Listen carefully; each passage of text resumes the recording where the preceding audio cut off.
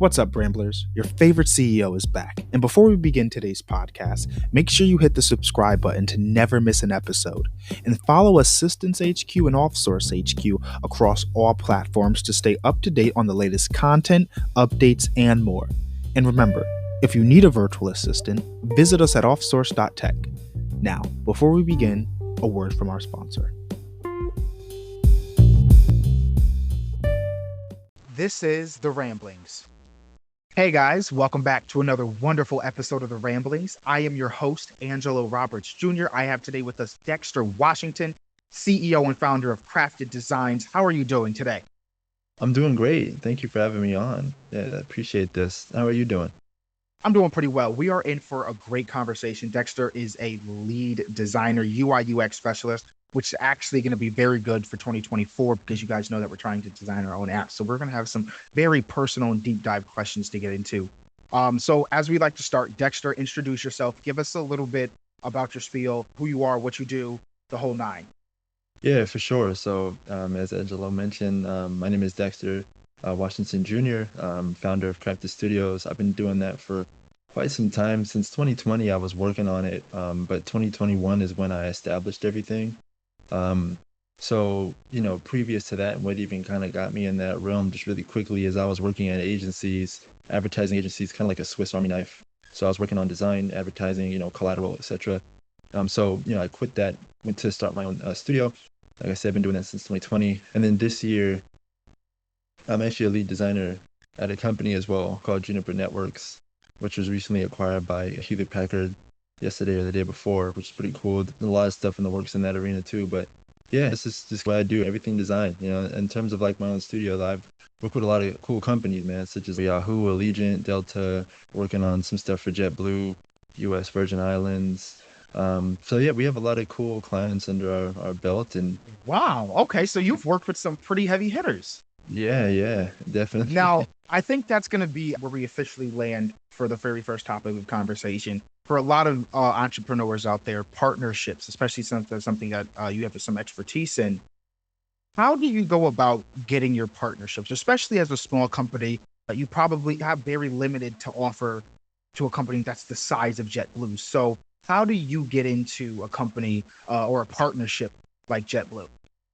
That's a good question. I think for me, it's just leverage. I think first and foremost for me, it was leverage. We use a tool called Webflow. It's not a new tool by any means, but a lot of companies notice over the recent years have been shifting over to using Webflow. It's visual development, so it's a lot easier to use versus them using like Adobe Experience, like platforms and all that other stuff. But it's just easier. It's more nimble. You can edit. You can change stuff on the fly. You can launch stuff really quickly compared to slow development times, offshore development teams, just kind of like being a large global conglomerate. You're able to scale down to just one or two people managing the site.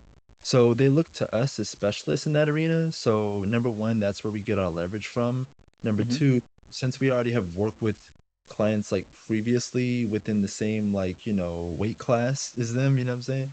Then we have that also under our belt that we can say, hey, we work for or work with these companies like yours. Here's some job board work we've done with Allegiant. Here's some job board work we've done with Delta. Here's some site work we've done with et cetera, et cetera. And we're able to put those case studies together and then ultimately pitch, right? So all the I'm talking about is like putting that all together inside of our pitch deck. And then, we just would shoot that over, add some social proof, go back and forth, negotiate a little bit if we need to, and then ultimately. How are you even getting into the doors of these kind of conversations? Because so you've broken down like your process for preparing for it. How do you actually get a meeting with any of these large companies, even if it's like, say, your first one?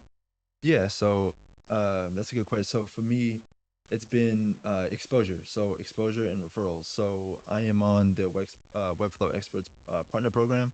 That it has a lot to do with exposure. It also helps with brand identity. Also exposure in a way where I work on our SEO for my studio. So, we're visible in Los Angeles.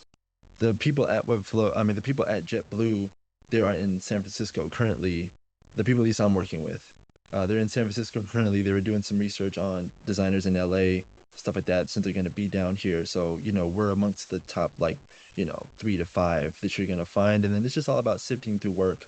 And I actually, Okay, uh, wait. I don't want to overlook that. Like we always like yeah, to look at the relatable and the repeatable. So SEO ranking in regards to the either social proof of being at the top of Google, being in a big city like LA, having that SEO ranking was a prime factor in being able to land the even interview or conversation with these bigger companies. right, exactly. Along with the other stuff too, right? Like that was Mm-hmm. the on the research part, that was the entry. That was the first step.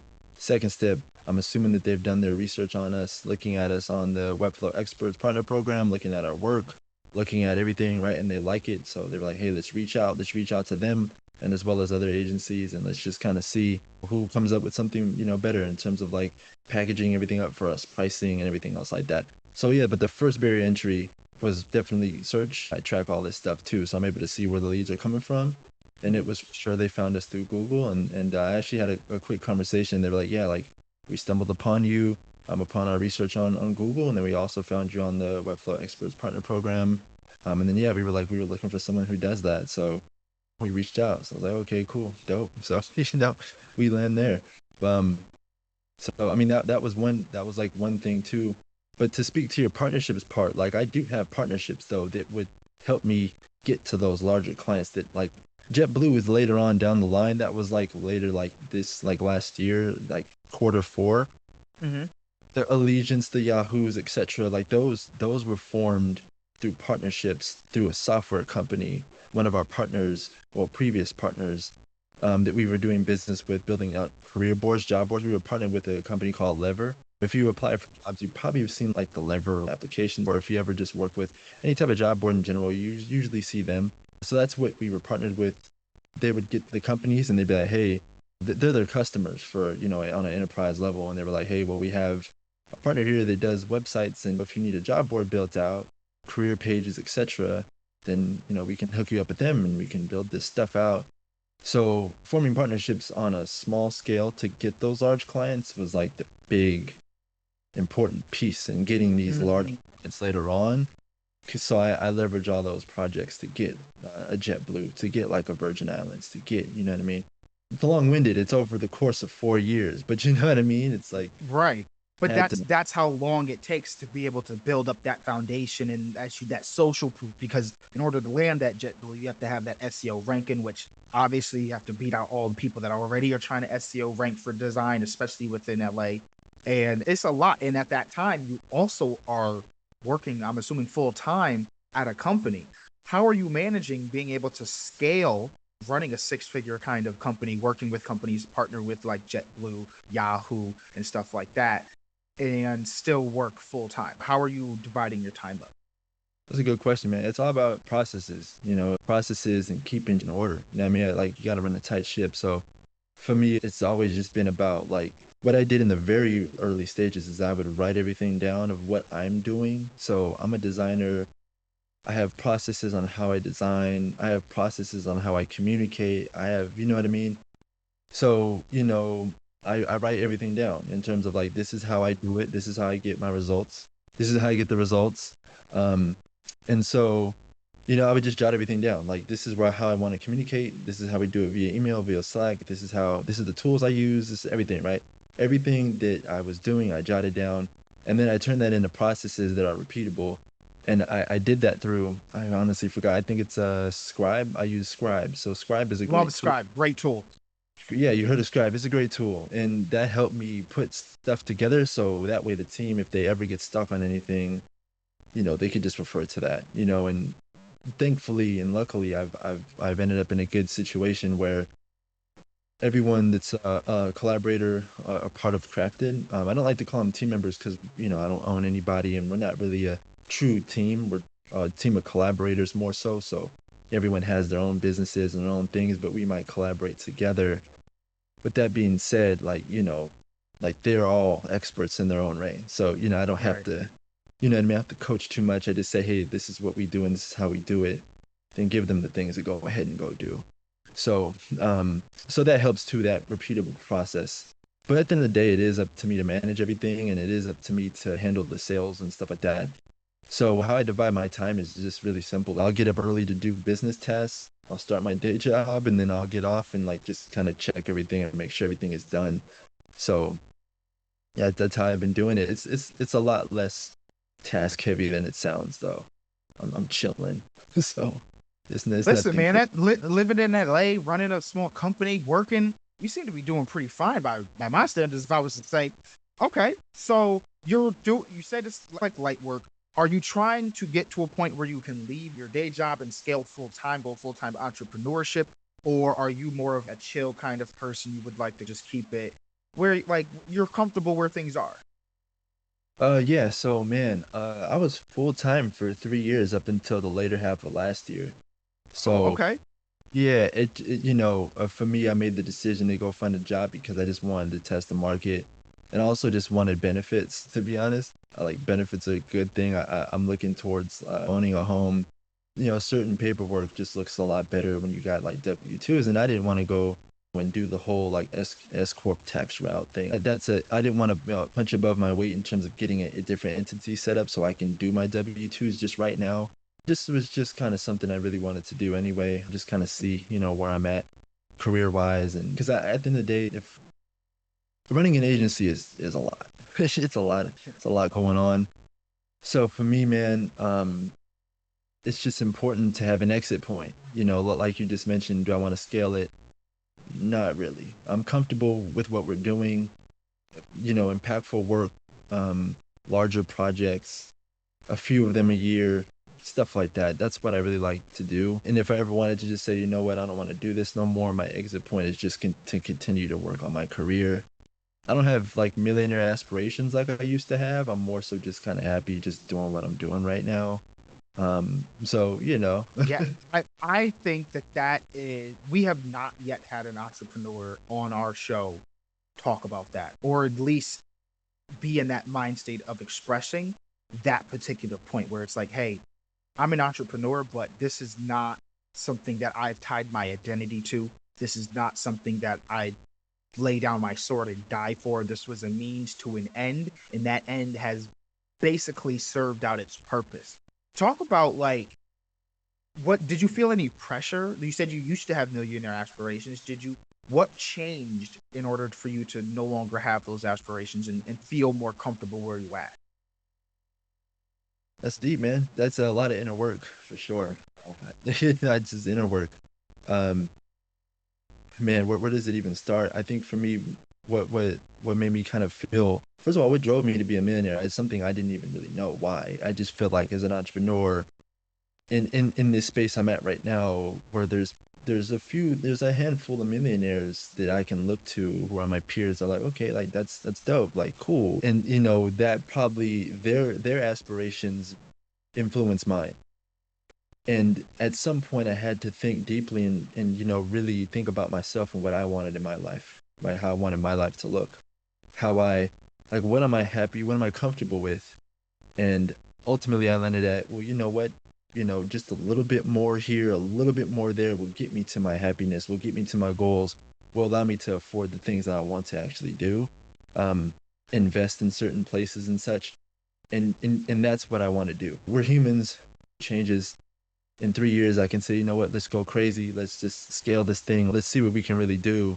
But the question I'm always going to ask myself is like, what do I really want, and is what I'm doing right now going to get me to my ultimate goal? If the answer is yes, and I'm happy, I have enough time to allocate here there with my fiance, with what we want to do, with what everything I got going on, without compromising myself and my health and my, you know what I mean, then I'm happy. So just looking at my life in totality just made me realize, man, like I'm cool right now. I'm chilling. I have no aspirations. I'm also comfortable and happy with myself. I've done a lot. The studio has done a lot. We've won like a good amount of like Webflow awards. I've been featured in a lot of different press. I've worked with a lot of cool clients. I've done a lot, man. I have a lot I can put on a wall and decorate the hell out of it. So, once I reach those goals, I'm like, okay, like I'm cool. You know what I mean? I'm happy with it. This thing went further than I thought it would. So anywhere from here is a bonus. So I'm not gonna overwork and stress myself when it's a bonus. You know what I mean? So That's how I look at it. That's a very important thing. Like you mentioned that you realize that some of your peers' aspirations were starting to become your own. What did you realize were your true aspirations, and how did you find them? Yeah. Um, I'm a simple guy, so for me, like, I don't need much. I'm a simple man. I love taking care of others. I love um I love being there for people. I love being there for myself. I think with what I'm doing right now, if I were to say like, okay, let's push for 1 million, that would take away a lot of those things that are more important to me. So I wouldn't have as much time to like kick it with my girl. I wouldn't have as much time to hang out with friends. I wouldn't have as much time to, I've done all that in the early stages of like, this is a grind. Let me buckle down and just everything else. Let me just zone in on, this one thing. I've done that in my younger years, and like, I just want to enjoy life now. You You know, say um, younger year. How old are you now? I'm 30, but I've been doing this. Like, I've been on. Man, you been seeming like you're like, Here's, oh, I'm like 45. here's the thing, Those are man. my these are your part of your younger years. Here's the thing, man. In I've 10 been years, you're gonna be like 30 was part of my young years. facts. I mean, I've been an entrepreneur for a long time. I've been on this grind, this creative grind for very like for like it, it's been a decade and some change. So and I've been through a lot of, what I'm saying? It's like, just different companies. I had a podcast as well. I spoke with some pretty cool people in that space. I've done a lot. I've been a photographer. I've done so much, like to get to a point where like at a young adult where you're making enough to just like feel like, okay, like everything is great right now. That's a good feeling.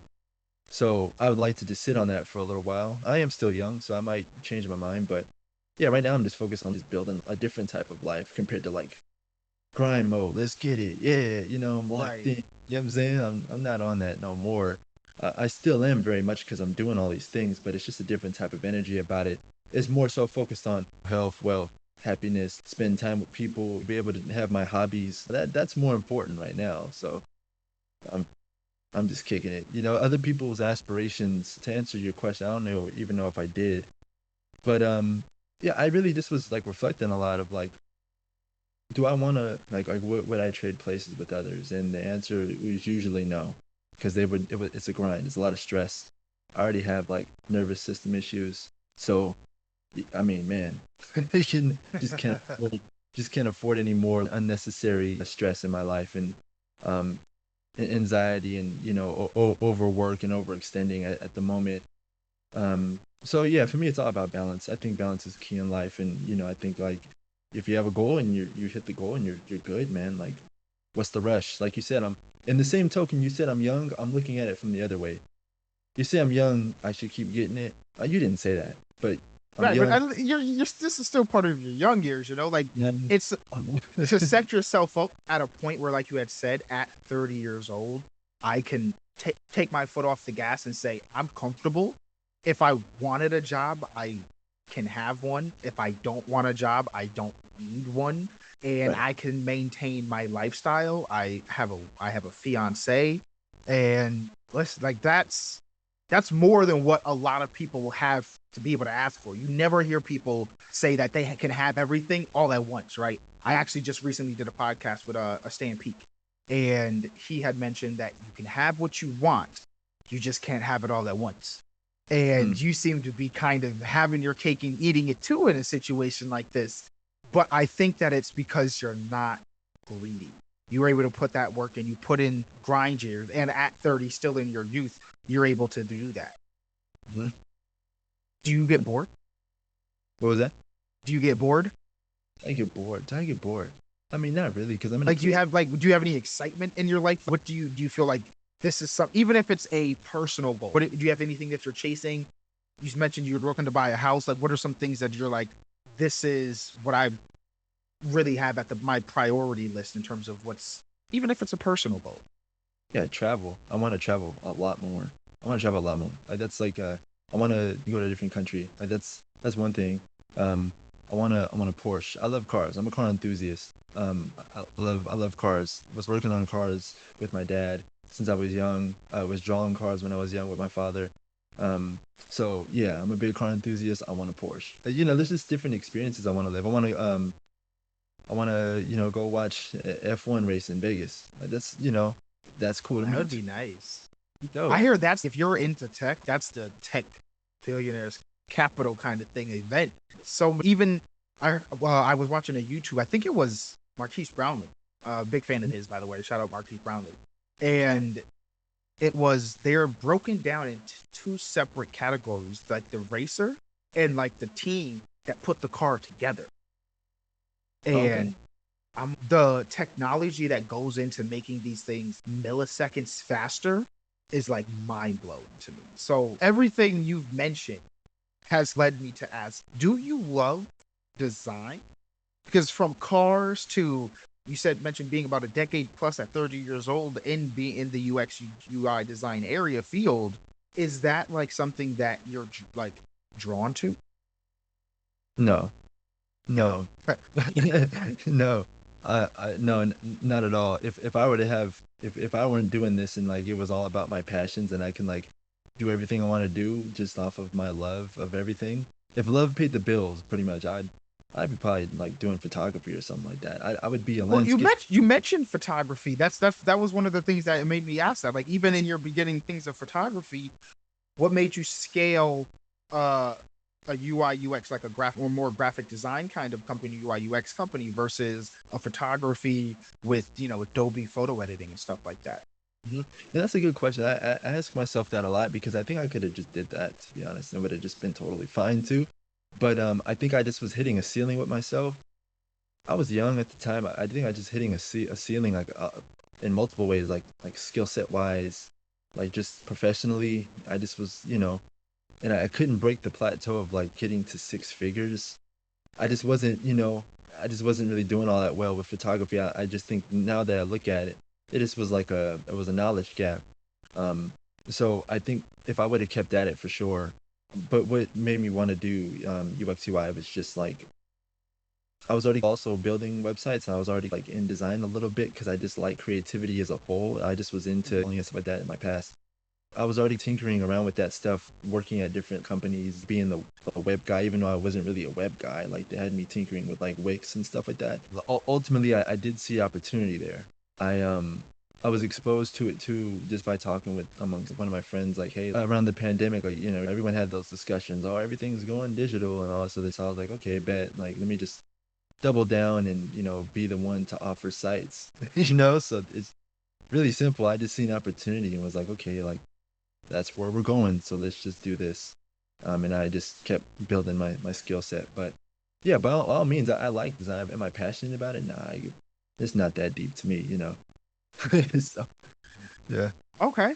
So it's something that just pays the bills, but you clearly are good at it to be able to partner and work with all these different kinds of companies. How would you describe working through the parts that you don't like to scale this company? Because, like you said, you were hitting a knowledge gap in a ceiling plateau with your photography, yet you were able to scale the UI UX to six figures. What about UI UX was scalable to six figures versus your passion in regards to photography, which could have then led over to graphic design during the pandemic? What made you be able to scale UI UX and not photography, graphic design? You're a good interviewer, man. No one's ever asked me that. I haven't even asked myself that. It's like that's good. I think, man. Well, I'll say that when I got I think the money, man, like the money was just different. Like, yeah, I was getting paid, 1,000 or so for photography, but doing websites, I heard a lot of talks about, just charging like 5K out the gate, like charging, just go for it. I think I just was invested in a lot of different education around UX UI in terms of pricing, in terms of like sale. I just was more like a business savvy person at that time. Like I just was like growing. Mm, So I like it was right at that time where I was like, okay, like the photography thing failed, like cool, whatever, clean slate, let's do this thing differently. So I was consuming a lot of different content around like business and design stuff. And so I was like, I just was in a different like headspace. So like I felt more confident to charge more. I felt like I could really do this. And when I got that first 5K like proposal signed off, I was like, this is crazy. This is the most I probably have ever made freelancing in one payment. So like there's opportunity here, and like this is just a small company. This is not like this is somebody on Instagram who has their own business just like me. So I can imagine what this looks like working with larger companies, working with large orgs. And that just like that drove me to be like, you know what, let's really double down. Let's keep learning. Let me just keep, going all in on this. And I think that energy helped me scale. I just think that like and just constantly just reiterating, like I was saying earlier, my processes and Mm. just keep like doubling down on everything. You know what I mean? Because next thing you know, that 5K turned into 10, that 10 turned into 15, that 15, 20, et cetera, et cetera. It was the money. Yeah, it was like, oh, this is good. Yeah. Like I'm making money. It Now, was, money in regards to UI UX, especially during the pandemic, comes down to distribution. What was your distribution method? How did you get those very first partnerships, the small ones? And what did you do to land that first 5K client? Because 5K out the gate is a lot. And for some people right now, they'd be like, yo, if I could land a 5K client, ah, how out the gate going 5K, what did you do? what did I do at the gate? Well, I had all my in order. So like my website, my offer, I knew, yeah, my website, my offer. I made it super easy for people to contact me. So I had like a booking and everything. Like everything was just like really like design to me was really simplified back then. So and it should be now, but I'm this artistic guy that likes like, trying new. At the time though, I was like Okay. really simple, you know what I mean? So I had that going, and also I was on Instagram like making carousels, like back when people were doing like those swipe to learn more carousels, and I was like, um, I don't think reels were even a thing at the time, and I just was making a bunch of like, and if it was, it wasn't like how it is now, but I was making a bunch of content like, just web design, like how it relates to growing your business, how it could improve, your sales, and like I was going and I was deep in that bag, you know what I mean? I was posting every day, like, twice a day, 3 times a day. And that's how I landed that first 5K client, just straight organic marketing on Insta. Um, so that was that. That's how I got there. The person DM me, reached out to me like, hey, I seen your post, like your work. Um, and yeah, let's connect. I have I'm working on a project, yada yada, and that ended up going through. So that was a big win that day. And then so from that, how I landed my first partnership is very different. So my partnerships, I felt like on Instagram I was stuck. You know, Insta's kind of hard to grow on anyway. So it's like, well, Right. especially if you want like quick return. You know what I mean? So I was like, man, you know what? I'm not really. This ain't really. This is cool, but I wonder if I can accelerate. And get to where I want to be faster. Didn't put any money into marketing. Instead, what I did was I did cold email. And it's not like I had a script or no. I just was trying to be friendly, try to be helpful. You know what I'm saying? So I was going Right. through. I was searching some hashtags randomly. I think like Shopify hashtags or like plant life. It was like it was very niche or niche, however you say it. And I was going through those hashtags, and I came across a company that was selling like plants, and they also were doing like events, shit like that. I was like, hey, dope, let me reach out. I reached out, and I was like, hey, I noticed there's some improvements that could be done to your website. Like, I'm a designer. This is what I do. Check this out. This is my company. I'm building, yada yada. And they're like, hey, like, let me get you in contact with one of our partners. It's he manages the web. I was like, okay, cool. So that partner we still work with today. It's called Cohere Studio or Cohere City. I don't know if they changed the domain, but either one of those, we still work with them today, which is cool. Like that's dope. Like it's been 4 years we've been working together, and it all started with them. I got connected with them. They're like, hey, let's do a test project. Let's do a landing page, something simple. You guys develop it. We'll design it. And yeah, ever since then, that's been it. So that's how I formulated the first. That sample size is how I've formulated all of them. Just connections. There we go. You guys have that. So we're gonna be able to clip that, and everyone should now be able to have that. That right there is a pure recipe for growing to a six, like right there, 6 figures. Like out the Yeah, gate, charge 5K. No, I'm just kidding. You can't really out. You can't just out the gate charge 5K. It depends on what you're doing, obviously, skill, all of that. But you were able to learn it relatively on the fly. You said that wasn't something that you had already really been into previously, but you had mentioned it passion for cars. Talk to me about this passion for cars. Is it something that was passed down to you from your dad, or is it something that you did together? How did you get into cars? Yeah, I got into cars from my dad. Yeah, he had an old school Camaro for a Z-Rock Camaro, all red. Even the rims and the interior, man, that thing was red, man. It was red.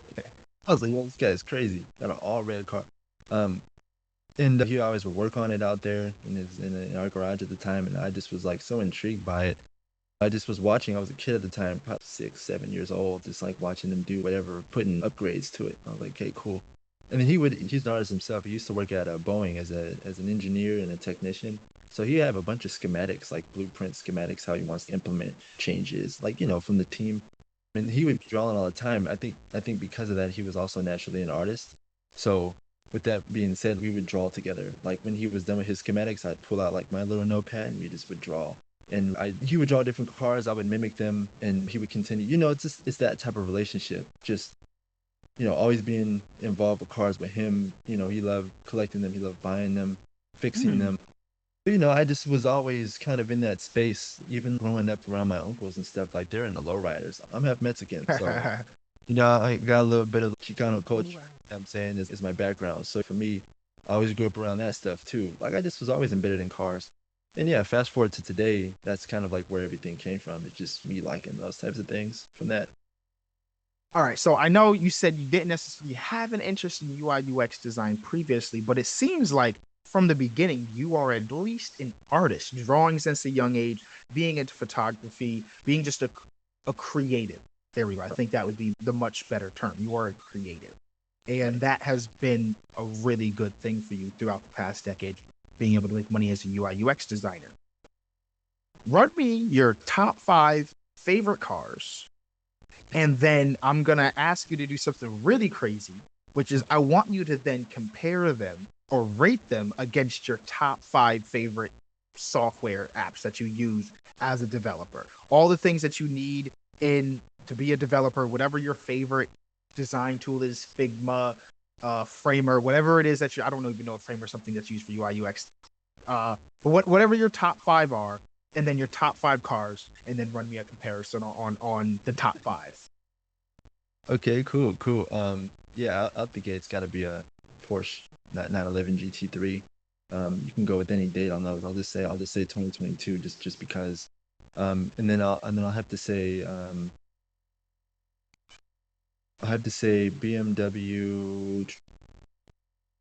BMW F10 M Sport.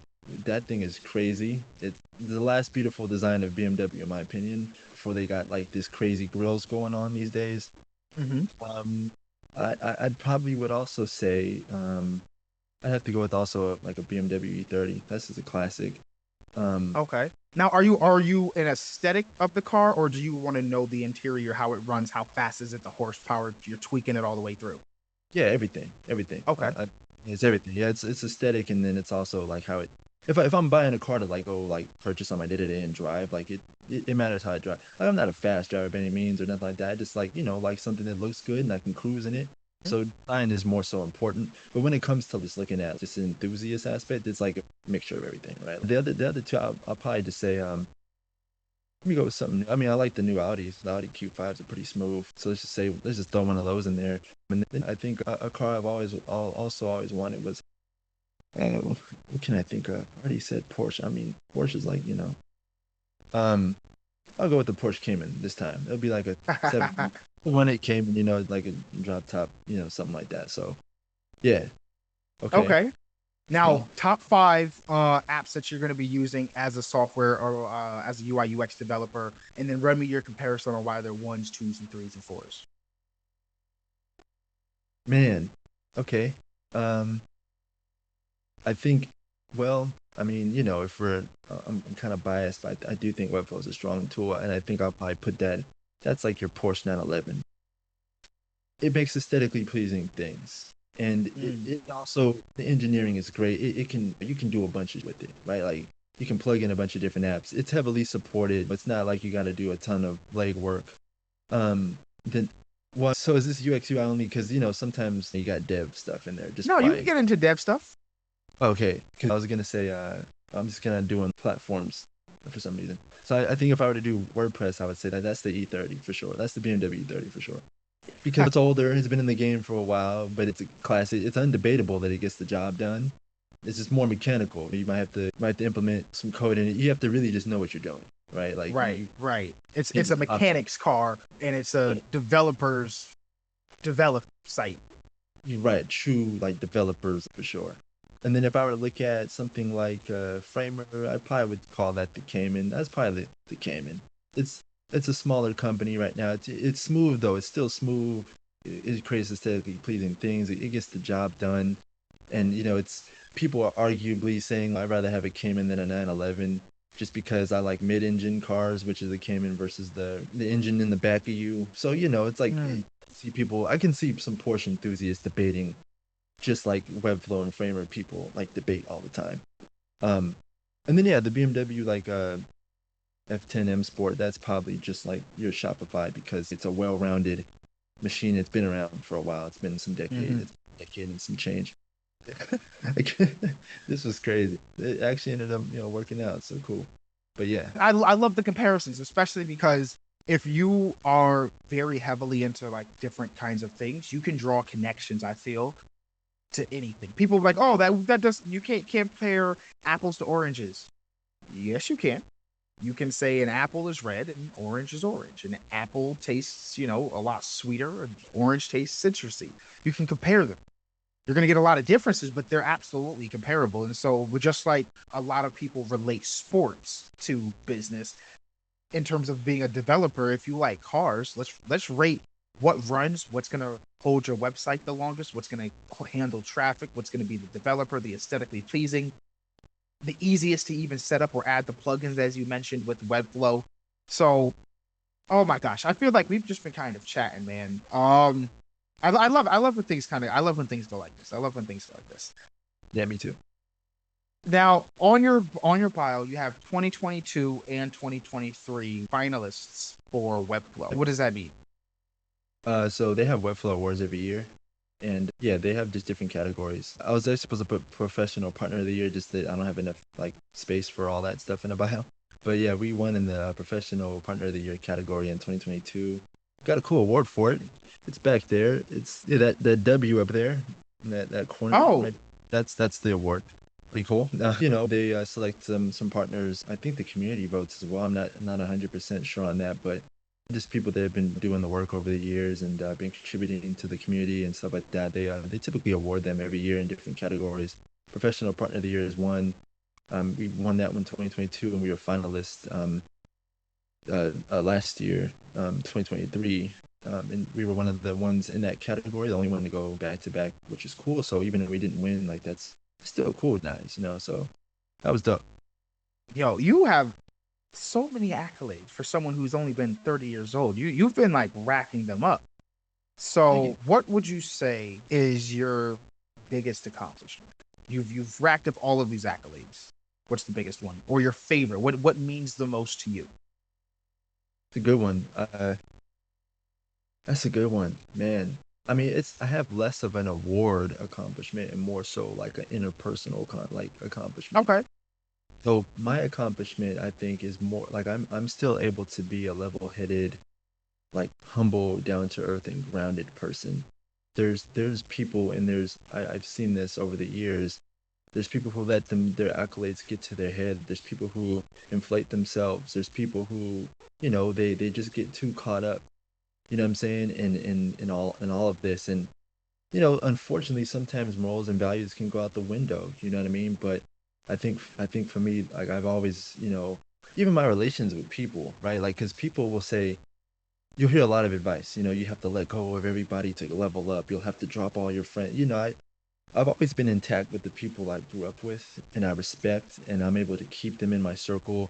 While, like, even though we're in completely different areas in life, these days can relate to little. I still appreciate them. They're still my friends. Still love them to death. I'm able to keep everyone connected, right? And I'm able to just keep my head intact, like level-headed. Like nothing is really like I'm always willing to learn. I'm always willing to grow. There's always room for improvement for me. So there's never a moment where I'm like, talking down on somebody who's just getting started. There's never a moment where I'm like, think I'm better than everybody or whatever. Like I'm just chilling, man. Same guy. It's just some cool shit's happening between then. You know what I mean?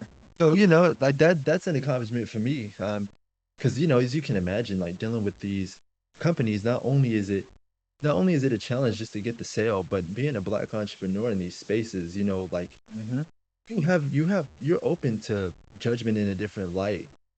I had to at one point prove myself, and that in itself, I might come off as egotistical, you know what I'm saying, overly confident, just because I gotta push through, you know what I'm saying? So, you know, in some scenarios, some people can let that just totally get to them, you know what I'm saying? So, Right. that's the interpersonal one. I think to actually answer like the like award thing, that a Webflow award was pretty cool, man. Like that was dope. I like that one. It it reflects the work that we've done and stuff like that, and the efforts we put towards the community and the coaching I do, and just try to connect with people. And so that I like that one. I think we've had a pretty technical and typical style interview so far. I kind of want to gossip a little bit. Yeah, but What what's been your like most annoying client? oh man, Like, what was the situation? You don't need to drop names, but yeah. what was this? What happened? Situation was we were hired to do a client reached out to us. We did the proposal, went through the whole spiel. Then we were asked to do a few pages in a matter of 24 hours. Now this wouldn't be bad if there this is typically not something that you would do. It was a couple pages in like a span of 24 hours, but you're like what is 24 hours really? That's just like 8 hours basically, because you're not about to work all day all night. So, you Right. know, basically the next day you got to show something. And we were dealing with them for a while, and there was some back and forth about like what was right, what was wrong in terms of like how it was built. So like we designed it, we built it out and everything like that. We delivered it. Then I think one of their people on their side were just like complaining about a few things that like if you were to give us more time, we can turn this out like how it's supposed to be. But since you know want us to rig this together in a short amount of time, like we gotta just, you know, this is what it is. Just give us more time and we can do more stuff. You know what I'm saying? Right. Um, so it was one of those scenarios. They're a large company. They were getting funded and everything like that at the time. So this was really important. There was a lot of back and forths. People on my team being like, "Hey, you know, like this ain't right." There's been a couple of those scenarios. I think another one that's more, I guess, like interesting is like we had a partner fallout, and it just was they expected us to be like, you know, companies have salaries, man. And so when they are working with us, we're on contract, we're on NDAs, we're on MSAs, master service agreements. So like we're only supposed to do like the set of things we agree to. You know what I'm saying? So like Right. meanwhile, while the companies like so while the people at the company they got, you know, salaries to work every day, they can, you know, whatever. You guys can lollygag. We gotta like do this right now and have it done. So we're Hmm. profiting. Right? Um, but you know, this partner wanted us to be on all the time as if we work like at the company. But we don't work at the company. Like we're just partners with you. Like you know what I'm saying? So they expected us to just be on all the time, you know, like even like, you know, pushing us past the point of our agreement and trying to get free work out of us and all types. Oh, Yeah, all types of just chaoticness. It's even hard to describe because just imagine a toxic workplace where they just don't know the word like let's shut down for the night. Like that's how it was. You know, some of these startups really do feel like they need to just be on all day, all night. And we're not gonna do that. You don't pay us for that. So, right. you know, That you, was me at one point. I was one of those people that was like, I have to be on. Like I need like from the time I wake up to the time I go to sleep, I need to be in gear 24/7. And while I still kind of partially feel like that, I don't want to like I don't want to lie and say like I've completely got into that of my system.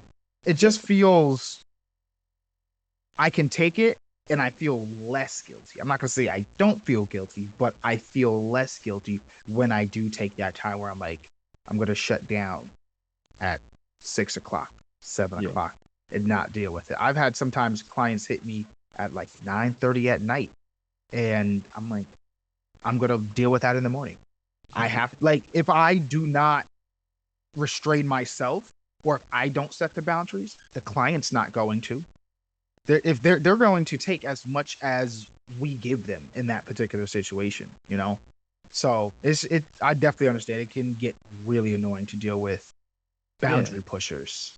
for sure. Yeah, yeah. That I've always struggled with that too. I think by nature I was a people pleaser growing up, and so for some reason it's leaked into my adulthood. So I do have that problem too. I did at one point. I think the older I get and the more years everything goes by, experience I get, I just feel more so inclined to just look after myself and advocate for myself. So yeah, especially within the last years, I just been Do you putting have hard. siblings? Well, I do. I have one that's way older than me. She lives in Arkansas. I didn't grow up with her, so I was just, only child, It was really just you. which is me. Yeah. Would you classify yourself as a good child?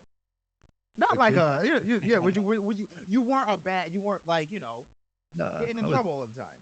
Nah, I was quiet. I was so quiet. I remember my grandma always used to tell me like, "Hey, you have something to say? Like, speak up, like, talk." No, I've noticed people that are either, firstborn childs or only children, they have that spotlight on them. So the parents can be a little bit more, we need to be in line, we need to be in order, we need to be on all P's and Q's, especially in a public setting, so that it almost was like raising a people pleaser, if you will. I only because I relate in that situation where, as especially as a young child, it because accolades is fun, getting accolades, getting rewards is it's that dopamine effect. You already have a lot of accolades, and I think that one of the things that can drive people is that just the ability to say that I have it, and you've gotten to the point that now that you have it, you can kind of slow down. And I feel like that's the point I feel I would be trying to get to is I say I wanted to do something, I did it, and now I don't have to prove it anymore because I was able to do it. Right. Just Yeah. reaching that point, and to be able to reach it at 30, man, is a hell of a freaking kind of achievement. You Yeah. know, Yeah. It opens up doors, man. It really does for yourself. It opens up doors. It makes you realize like now that I can take a step back and look at everything that I've done or I've reached my goal finally, now I can like do this from a different perspective. It's not really about no more survival mode, no more like let's just I gotta be on for the sake of being on to get this thing. Now it's like okay, I can have a little bit more fun with it. I can switch right? things out. I can take it somewhere else now. It doesn't need to just be, because I have to, right? And that opens doors, and I think like, in that time frame too, you learn a little bit about yourself of like, now that I have extra time on my hands, or now that I can take a break, I can look at new hobbies, new things about me. I can work on myself. I know for me, man, I grew up in some pretty rough situations. So for me to hit this point, like I can really, tend to some of the pieces of me that may have been neglected in the past, right? And I can like focus on health. I can focus on different things. So, yeah, I mean, it's for sure. It's just one of those things where, you learn with time after you reach your goal to, take a step back and, set boundaries and everything. I definitely agree. Before we get you out of here, we always like to ask like an actual final question. Uh, and I usually try to culminate it, something that's been going on throughout the entire podcast episode. And the thing that's been on my mind that now that I would like to lead into that is my question to you is having a fiance, the natural order of things. I don't know if you'd like to have kids. Is that something that's on the table? Yeah, it is. Yeah, for sure. Would you want them to go down the path of entrepreneurship like you did? Yeah, because I'm a high school dropout. I didn't go to college. I went to community. I mean, I think like that allowed me to explore what I wanted to really do. I mean, I think these days, especially, I mean, the sky's the limit, man. There's a lot of different ways you can monetize a skill. Whoa, wait! They just cooked. I did not know that. You dropped out of high school? Yeah, I mean, I didn't walk, didn't get no cool paper. I didn't get the funny hat. I didn't get none of that, man. I just, I didn't. Whoa, man, that makes things even. Oh wow, man, that makes things. Oh God, I'm extended. Give me that story. What did you drop out for? Any like particular reason? Was it just you felt school wasn't for you? Was it maybe a family thing? Like, what was your cause? Yeah, my cause was for a different amount of things. Number one, I grew up in I've been saying this without any context, but I've been saying that I grew up in a rough environment. What I mean by that is, we lost our house at a young age. We lost our house when I was like 11 years old, 11 or 10. So, I had to couch surf, quote unquote, being homeless. That took a toll on me mentally. And I just couldn't focus at school. I just didn't know what my future held. So Mhm. that just threw me off of my education. That was one thing. And number two, I'm trash at math, to be honest. I'm just really bad. Try to get tutors and everything. It just, nah, math ain't for me. I've learned it over the years now, but at the time I just wasn't doing it. I just couldn't focus. My environments were just too, they were just too chaotic. I grew up around, you know, the Mexican side of my family, man, they're rough. They I grew up in a gang environment, basically, of like having Mm. my home raided by police, guns pointed at me, just like stuff that would just like shake anybody up. I've been through, seeing a lot of violence happening. So, you could imagine trying to like navigate through, middle school, high school, you're not really all that focused. So that was me. And those two things ultimately were like the driver for me not to like just quit. I honestly kind of quit on school through like junior year. I was like, man, I can't. So, um, yeah, and so that caused me just not to get, not to be graduated or not walk or anything. So, Man, so then turn all of that around, get into UI UX design, scale to a six-figure company, man. And to do all of that after having gone through that is something that's remarkably incredible. In that that's what we like to look for in terms of the entrepreneur story, because that's like I don't want to say the American dream, because the American dream, that's the entrepreneur's like to I didn't even graduate high school. I went to community college, but I still was able to scale to six figures, have a fiance, and you see that it hasn't affected me in a way that has led me down a particular path. And I was directly exposed to things. Someone like me was like, you were walking down the street and you can see them and you understand that that's just the environment that you live in, versus living truly in the belly of the beast and then having to come out almost like Bane, Batman and Bane. Batman, he's like, you adopted the dark. Bane, I was born in it. And you were yeah, able to come out and you consider yourself like a happy-go-lucky, smiling kind of person. You've been smiling all freaking episode. Like, yeah. you where does where does your happiness come from? You mentioned, as you had mentioned, you had to take a step back, especially when you were making this money and saying, I this isn't what's going to make me happy. And from someone didn't grow up with much, you would think that being able to even go get more money and do all of these things would be like, oh, that's going to make me happier. What made you step back and then say that's not it? Because you had to experience that. So from that point, why do you not feel the need to overindulge?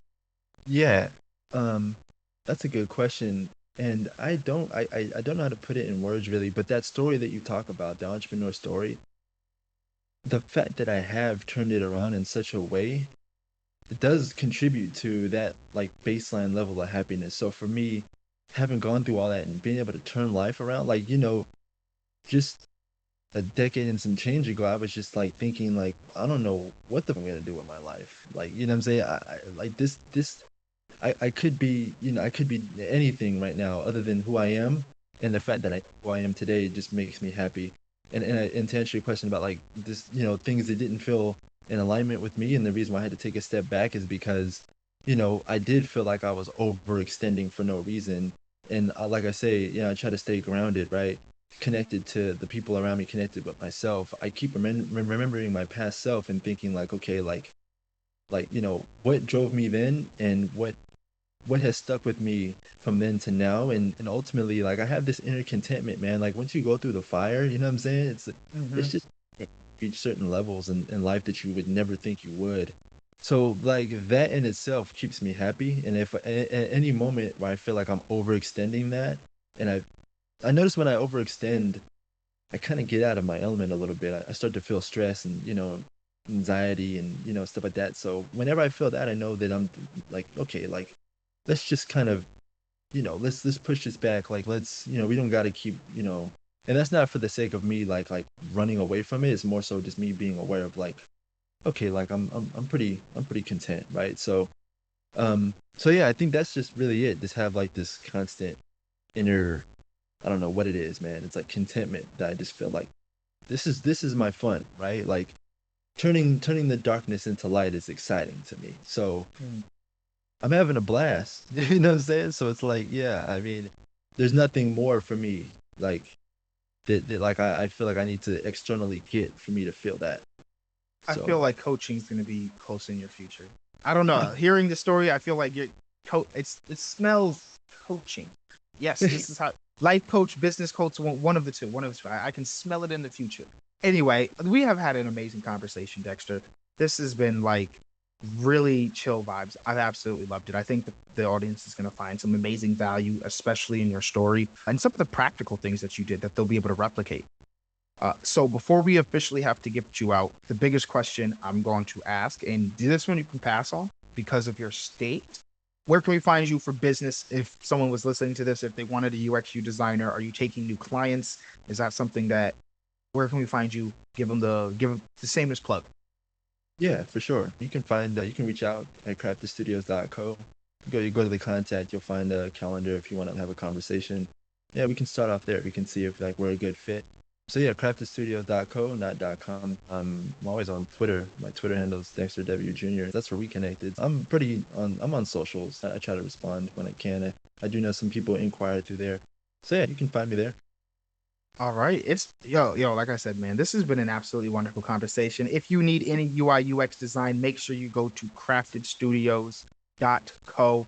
All of the information is going to be in the description, the link, the bio, you name it. Go find it. Thank you very much. Yeah.